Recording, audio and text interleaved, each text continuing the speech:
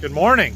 So I've been spending a little bit of time this morning putting together a list of chemicals that we're going to need to give to our suppliers to have them get prices for me. After yesterday's discussion, I figured I better probably start working on that. And Dad's moving some stuff around, cleaning up back here.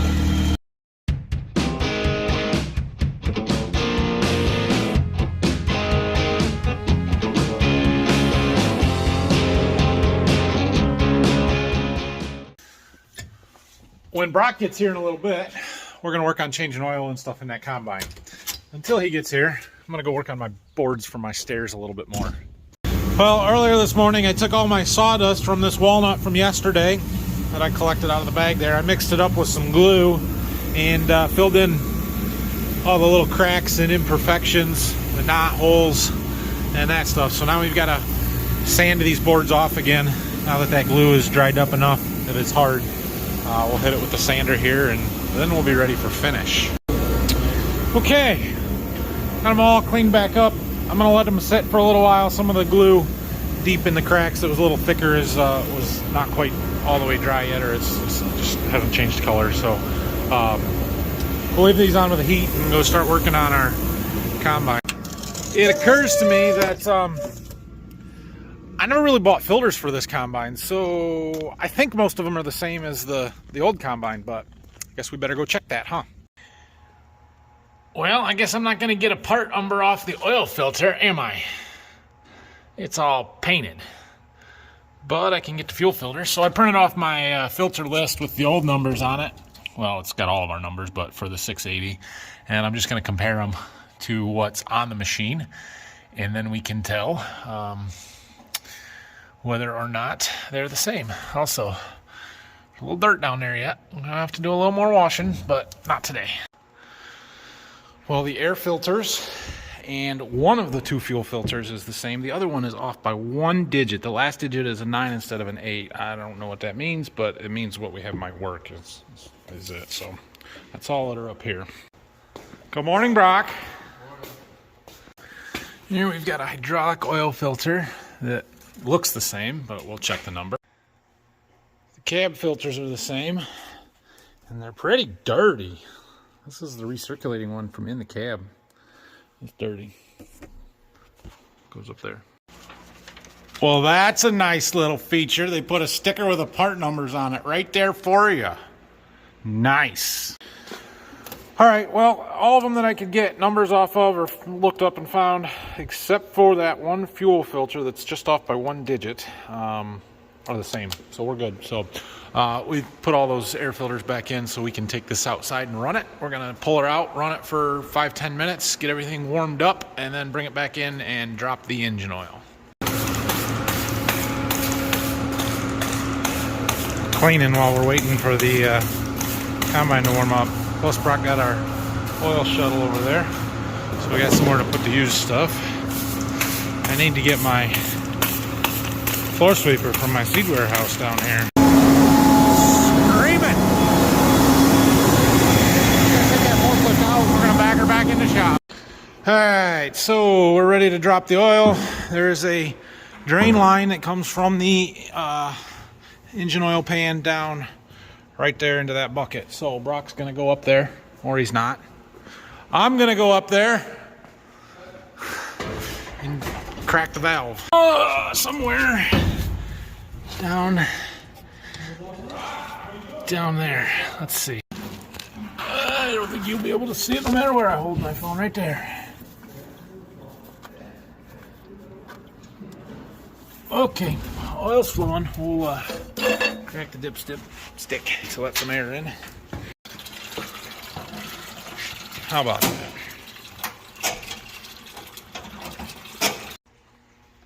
Got them all?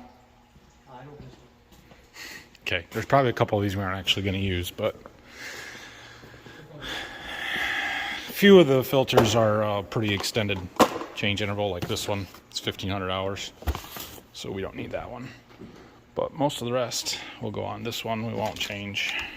Just a little strainer for the pre-cleaner. We've only got 200 hours on it. It doesn't need to be changed. So I did call the Deere dealer and ask about this part number that was off by 1 digit, and he said that what the number that's on there isn't even a good number through Deere's system.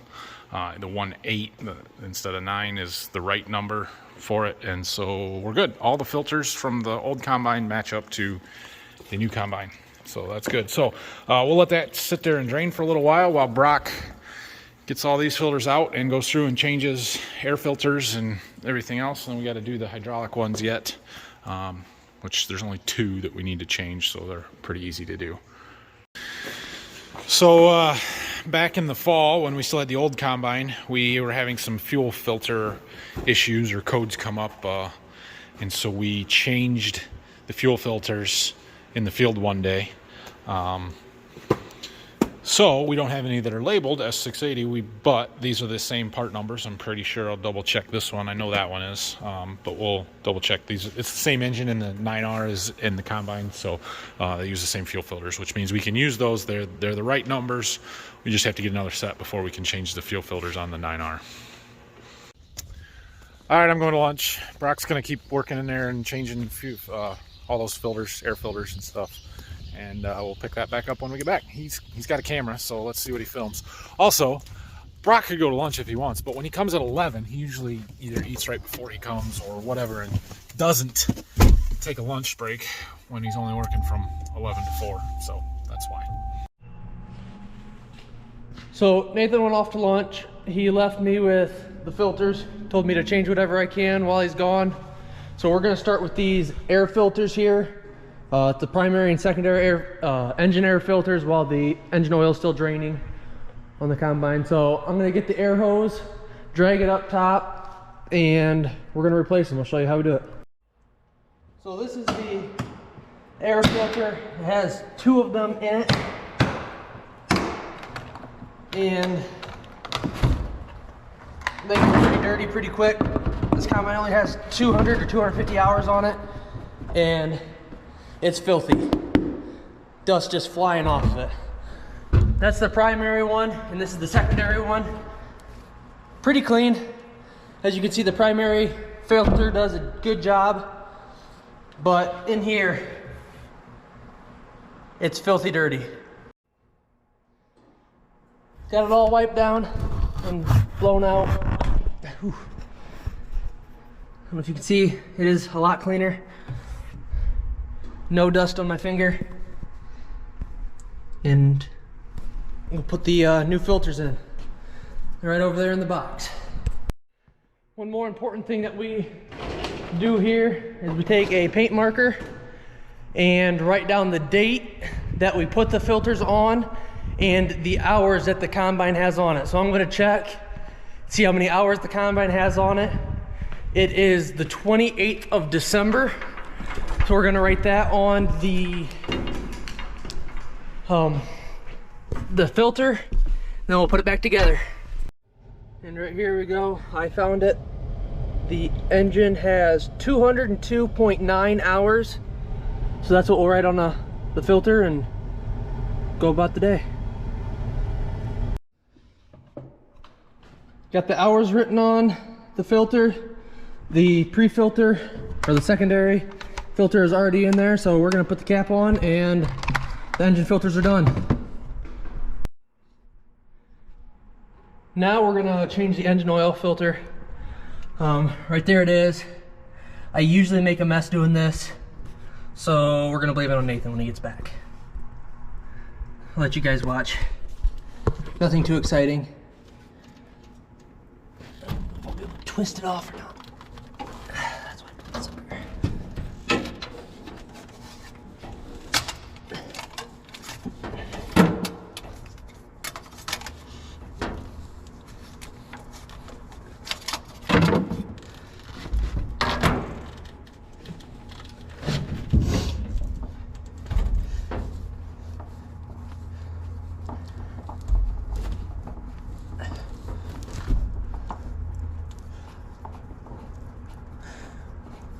Did drain all the oil out already, but I'm sure there'll still be some in here.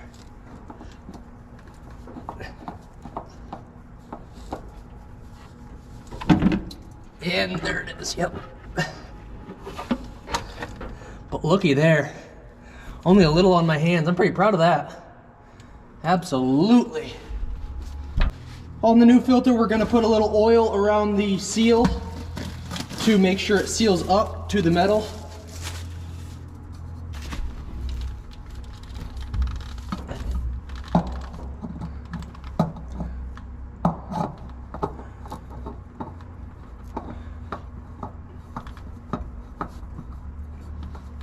Oops, sorry. There it's on, hand tight. It will tighten up more by itself. Deere does a pretty good job of putting the label to where it'll show. So it's out, and we're gonna write the date, clean up the little oil that I spilled, and change the next filter. So now we're gonna move on to the fuel filters right next to the oil filter there. The primary fuel filter has a water separator on the bottom. There's a sensor on the bottom I gotta unhook.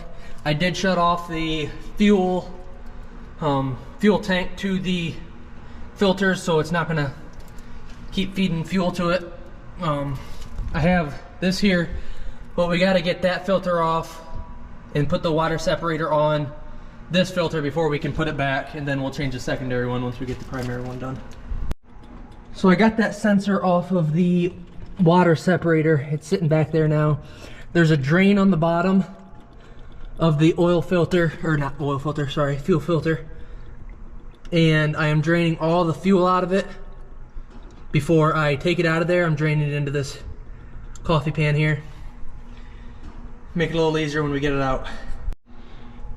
The water filter is now empty, or water separator and the fuel filter are now empty.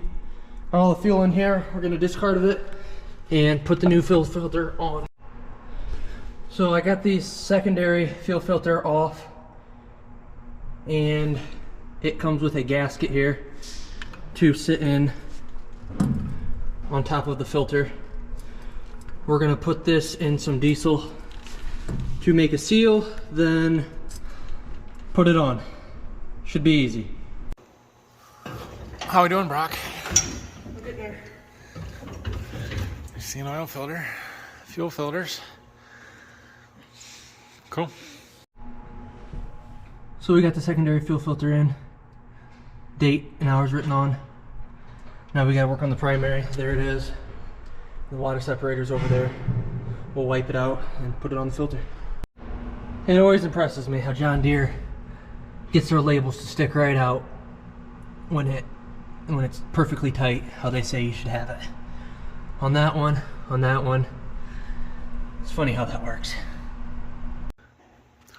All right, well, while Brock keeps working on changing filters, I'm gonna work on some other stuff here. We need to change the number 2 concave out to the same style as 1 and 3 there. So we got a couple of bolts we've got to take out. That one right there, and some on the other side, and I need to take that clip off. And that one should pull out, and we can put the other one in. Well, I got me a light so that I can see a little better. We got a little cleaning out to do in there, some stuff. So we need to spend a day or two with a hose and a screwdriver or a scraper and just flushing all this stuff down. I mean, it's not bad, but it's not good either. So anyway, we're after this concave, so we got to get those bolts out, that bolt, the ones underneath, and then it should slide right out of there.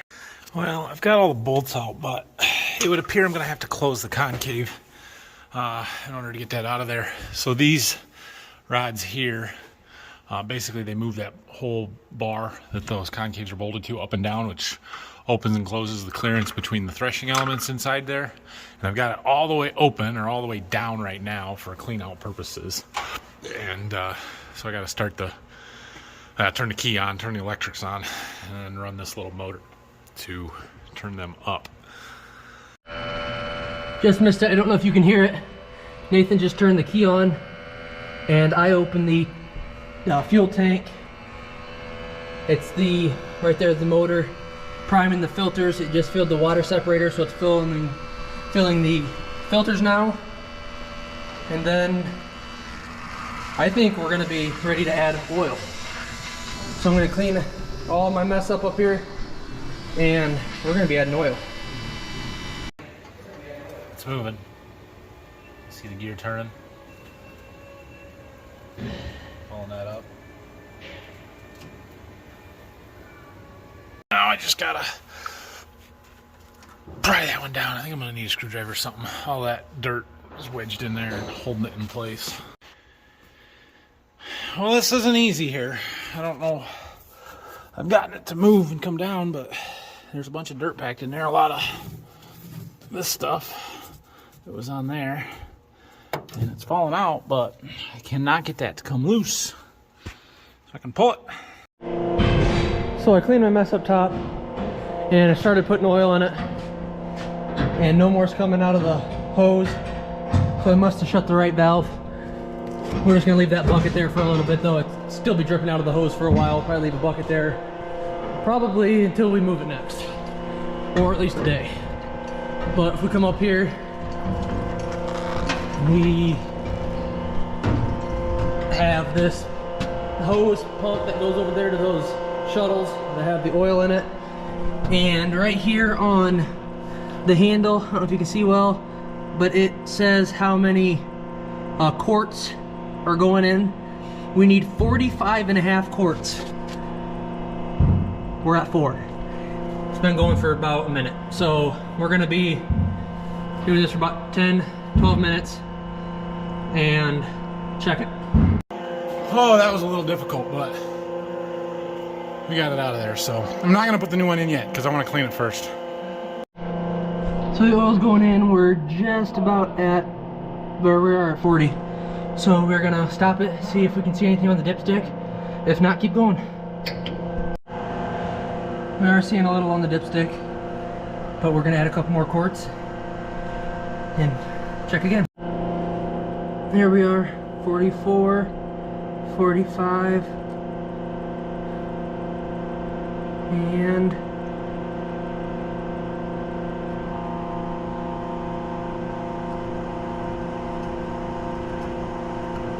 a half. Alrighty, should be good. We'll check it. Just checked it, and it's good. A little high on the dipstick from the marks, but it got to remember the oil will go throughout the engine, so it'll bring it down what's in the crankcase, and it has to fill the oil filter. So we're good. Get this taken care of, wind it back up on the reel, and I think we're gonna do the cab filter next. This cab filter is up there. I guess I was not expecting it to be that dirty. I'm gonna go get the Windex and clean this also. It is just full of dirt. I'm gonna put it all back together. All right, Brock is still working on filters. He's got 2 more air filters and a couple of hydraulic oil filters yet, right, Brock? And we're gonna start doing some more cleaning and stuff. So I might get the hose out. In fact, I'm going to, or Brock's going to, somebody here in a little bit. But we're gonna use a scraper and get some of this stuff out from in here that there's just not a good way to wash it out. So we're just gonna pick it out and get it out. It's all starting to mold and got nasty. It got wet when we were washing before, and now it's drying out in here. But we're gonna scrape a bunch of stuff out of here as much as we can. I don't think there's some back here. So as Nathan said, we're working on a couple more filters here, and they're called what, Nathan? That one's the engine debris management filter. Yep, what he said. Again, the primary one, pretty dirty, banging around, dirt on the floor. The other one, clean. I'd keep it. Mark would keep it. Probably gonna keep it. Nathan won't, but we're gonna.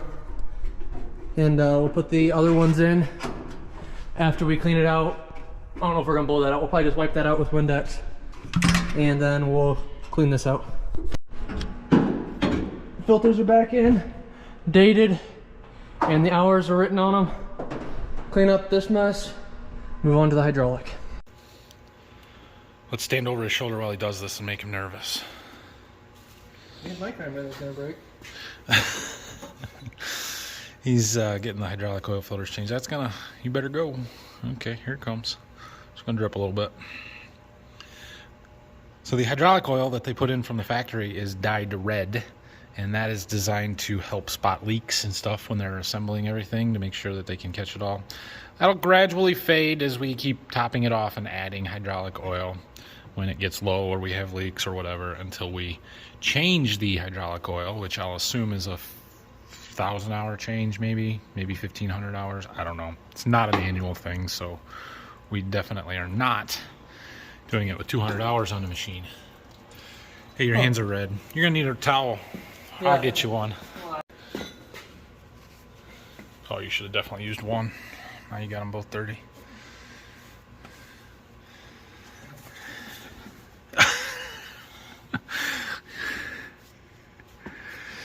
So he's got our new filter there all ready to go. Before you wipe that all off your hands, lubricate your O-ring up. Ah, you're on top of it. Good job. So, yep, there's the new one. Spins on. Pretty simple, straightforward. Go to about right there. And then he'll write on the hours and the date on there, and that one is done. So we have one more oil filter that needs to be changed, and it is in that housing right there, which is a little bit of a challenge to get to, but it's actually easier from up there on the engine compartment. So Brock is up there. Did I get it right? Is it a 27 millimeter? Nope. Dang. Bigger or smaller? Smaller.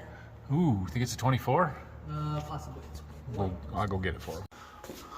How about that? 24? Yep.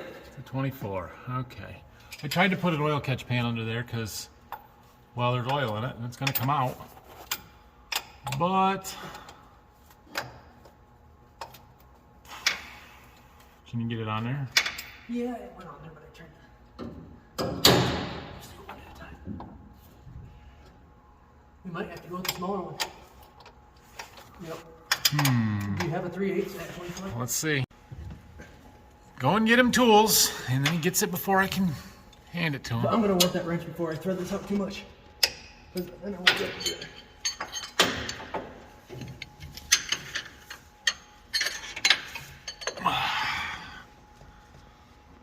I'm just waiting for the oil to fall on me here.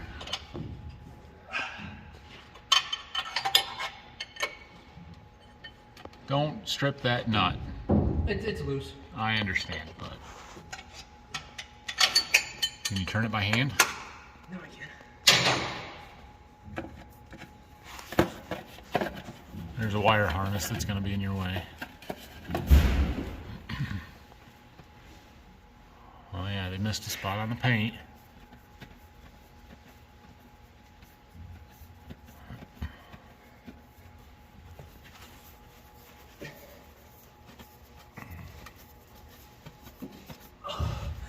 Gotta be close. I think the oil will be out by now.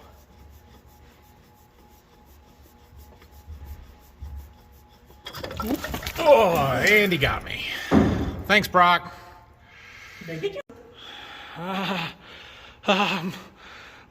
God, I got dirty. Oh man, you schmoed on my floor. Brock. Good help. Hard to find, isn't it, Brock? What's that? Yeah, huh?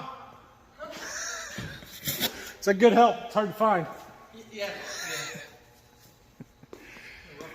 It is a rough crowd here. Okay, everybody pause the video while you write your hate mail to me now. Wait for it. How many comments do you think we just got about how mean I am to you, Brock? More than you should. More. See? More than I should. Well, we got our new filter here. Canister's clean. We're gonna put this back up there. I lost my help. Nathan's off crying because he got dirty. Shocker, shocker. But we have to lubricate the O-rings here, like on the every other filter. And then I'm going to I guess it's a press on once we get it in the canister. So we'll put it in the canister and then put it back on, twist the canister on, and then tighten it down to where it's snug but not too tight.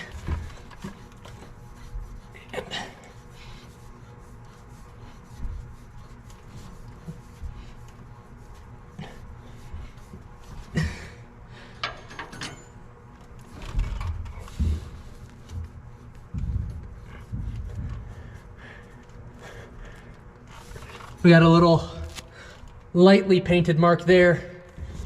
It's a good indication that that was the back side. So we are going to turn this until that's on the back side. And then that's going to be tight enough. I don't want to strip the threads out or round off the head of the nut. And we'll call it good.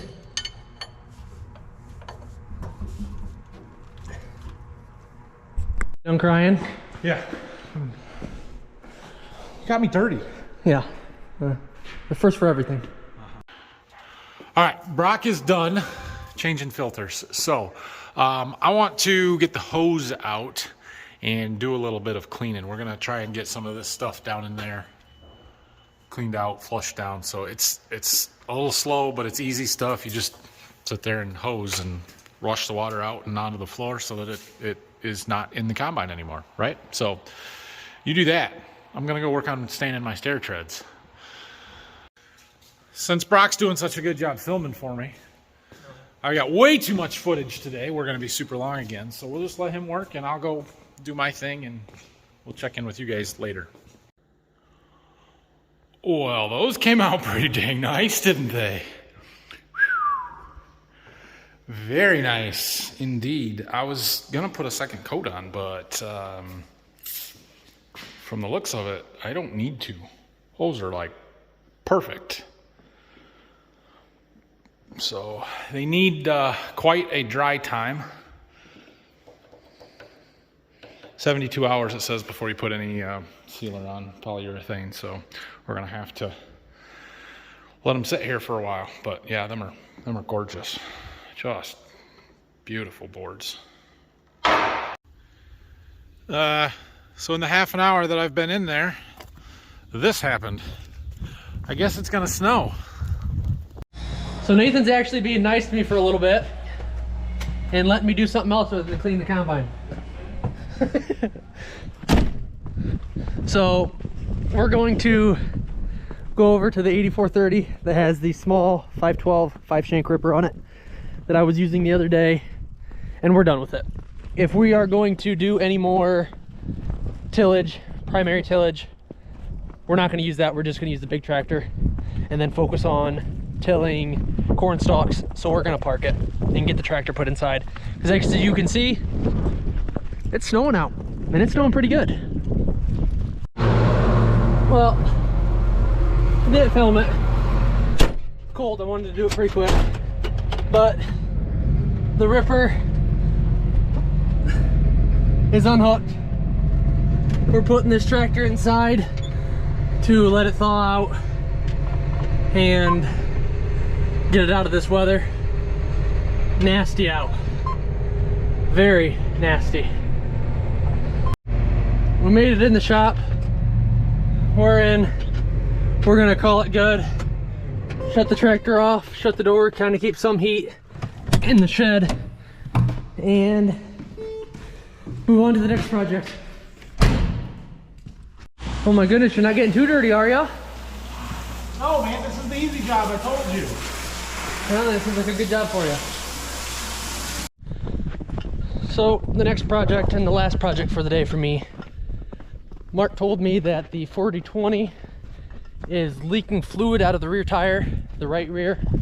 So, we're gonna jack it up, get the weight off of it, and leave it for another day to fix. We're going to the shed. Yep, sure enough, leaking fluid. I'm guessing that was the low spot before we moved it, but we're gonna get the weight off this tire and hopefully that helps. So we got the tire, lifted off the ground just enough. I got, let's see here, some blocks underneath the axle. We're gonna let down the jack and leave it on that blocks and see what happens.